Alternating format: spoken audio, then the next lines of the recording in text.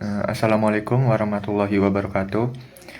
Perkenalkan, nama saya Ebi Subastio Hadi dengan nomor BP 2422001. Jadi kali ini saya akan menjelaskan pemahaman saya mengenai reaktor kimia. Jadi apa sih itu reaktor kimia? Jadi reaktor kimia ini adalah suatu bejana ataupun sistem tempat berlangsungnya reaksi kimia. Nah, di mana di reaktor ini reaktan itu diubah menjadi produk dengan kondisi operasi tertentu seperti suhu, tekanan, waktu tinggal, dan konsentrasi supaya diperoleh konversi ataupun selektivitas yang diinginkan.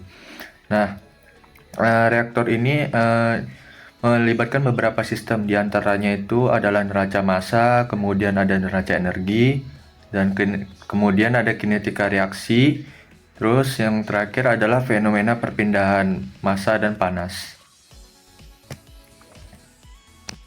Nah, kemudian ada macam-macam reaktor berdasarkan bentuk dan pengoperasiannya. Yang pertama itu adalah bak reaktor. Nah, pada bak reaktor ini dia tidak ada aliran masuk ataupun keluar selama reaksinya berlangsung.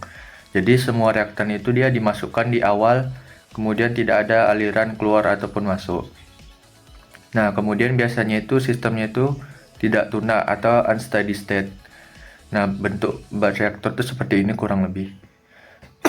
Nah, yang kedua adalah Continuous Stirred Tank Reactor atau CSTR. Nah, bedanya dengan bak reaktor yang pertama tadi, di CSTR ini reaktan itu masuk dan keluar secara kontinu atau terus-menerus. Kemudian campuran itu biasanya diasumsikan sebagai homogen sempurna. Nah, kemudian bedanya dengan bak reaktor tadi, biasanya itu dia sistem tuna ataupun steady state. Nah, yang ketiga adalah plug flow reactor atau PFR. Nah, di PFR ini kurang lebih sistemnya itu sama seperti CSTR, yaitu alirannya kontinu dalam pipa. Jadi aliran masuk kemudian keluar. Nah, di dalam PFR ini biasanya tidak terjadi pencampuran secara aksial. Nah, kemudian karena dia berbentuk pipa, konsentrasinya itu selalu berubah sepanjang panjang reaktor. Nah, yang terakhir adalah PBR atau Packed Bed Reactor. Nah, biasanya Packed Bed Reactor ini menggunakan ataupun berisi katalis padat. Nah, biasanya itu umumnya digunakan untuk reaksi heterogen gas padat. Gas antara gas dan padat. Nah, kita lanjut pada kegunaan reaktor-reaktor kimia. Yang pertama itu adalah bak reaktor. Nah, bak reaktor ini biasanya itu berfungsi untuk reaksi-reaksi yang memerlukan fleksibilitas tinggi ataupun untuk produksi yang terbatas. Nah, yang kedua adalah Continuous Stirred Tank Reactor atau CSTR. Nah, CSTR ini biasanya digunakan pada industri kimia, kimia cair ataupun fermentasi. Nah, kemudian yang ketiga adalah PFR atau Plug Flow Reactor. Nah, biasanya PFR ini dia digunakan untuk reaksi cepat dan produksi skala besar. Nah, yang terakhir adalah PBR. PBR ini biasanya digunakan untuk reaksi katalitik industri.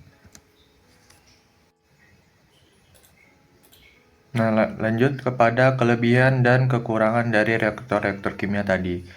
Nah, yang pertama itu adalah bak reaktor. Nah, bak reaktor ini dia kelebihannya itu yang pertama mudah dioperasikan. Kemudian dia cocok untuk berbagai jenis reaksi. Nah, yang terakhir itu biasanya kontrol kualitas produknya itu lebih baik ataupun sangat baik. Nah, adapun kekurangannya itu yang pertama, dia itu tidak ekonomis untuk skala besar. Kemudian biasanya waktu henti ataupun downtime-nya itu tinggi ataupun lama begitu.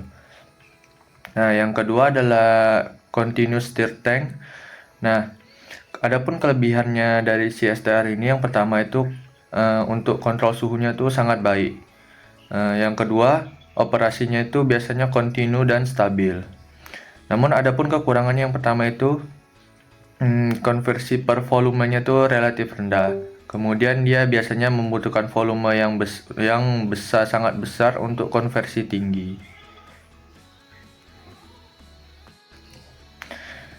Nah, yang ketiga adalah PFR atau plug flow reactor.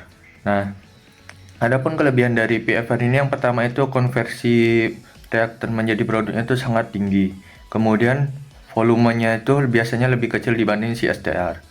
Nah, kekurangannya itu yang pertama dia sulit mengontrol temperatur dibandingkan reaktor-reaktor sebelumnya. Kemudian ada juga resiko hotspot. Nah, yang terakhir adalah PBR atau packed bed reactor. Nah, adapun kelebihannya yang pertama itu dia itu efisiensinya biasanya lebih tinggi, kemudian stabil untuk operasi jangka panjang. Nah, untuk kekurangannya yang pertama biasanya tuh pressure dropnya tuh sangat besar. Nah, kemudian katalisnya itu biasanya dapat terdeaktivasi. Nah, berikut adalah contoh-contoh industri yang menggunakan reaktor-reaktor tadi. Nah, yang pertama itu adalah reaktor batch. Nah, biasanya reaktor batch ini digunakan pada industri farmasi, kemudian pewarna, dan kosmetik. Nah, selanjutnya adalah continuous stir tank, reaktor continuous stirrer atau CSTR. Nah, biasanya industri-industri yang menggunakan CSTR ini adalah industri fermentasi, kemudian ada industri pembuatan asam asetat. Yang ketiga adalah PFR atau plug flow reactor. Nah, untuk plug flow reactor ini biasanya industri-industri yang menggunakannya itu adalah industri petrokimia, kemudian ada industri cracking. Nah, yang terakhir adalah PBR atau packed bed reactor. Nah, industri-industri yang menggunakan ini biasanya adalah industri dalam pembuatan amonia, kemudian metanol, dan ada juga industri yang biasanya menggunakan reaksi hidrogenasi. Nah, berikutnya adalah rumus-rumus dasar dalam perancangan reaktor kimia. Nah, yang pertama itu adalah batch reaktor. Nah, batch reaktor ini rumus dasarnya itu adalah T sama dengan integral CA0 kemudian dikali dCA per minus RA. Nah, yang kedua adalah untuk CSTR itu rumus dasar perancangannya adalah V sama dengan FA0 kemudian dikurang FA per minus RA. Yang ketiga adalah PFR. PFR ini rumusnya adalah V atau volume sama dengan integral X dengan 0 kemudian dikali dengan FA0 per minus RA dx. Nah, yang terakhir adalah PBR. Untuk PBR rumusnya adalah W sama dengan integral X0 dikali integral X0 FA0 per minus R aksen A dx. Nah, untuk keterangannya itu V itu adalah volume reaktor, kemudian W itu adalah massa katalis, dan RA adalah laju reaksi.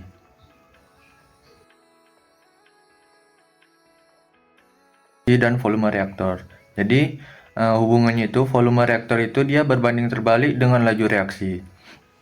Jadi jika volume reaktor itu besar maka dia laju reaksinya semakin kecil. Dan kebalikannya, jika volume reaktornya lebih kecil itu biasanya laju reaksinya itu semakin besar. Nah, untuk konversi yang sama biasanya itu PFR membutuhkan volume paling kecil dan CSTR adalah reaktor yang membutuhkan volume terbesar. Nah, secara matematis atau secara umum bisa dikatakan V itu sama dengan 1 per RA. Nah, itulah tadi presentasi dari saya. Lebih dan kurang saya mohon maaf. Wassalamualaikum warahmatullahi wabarakatuh.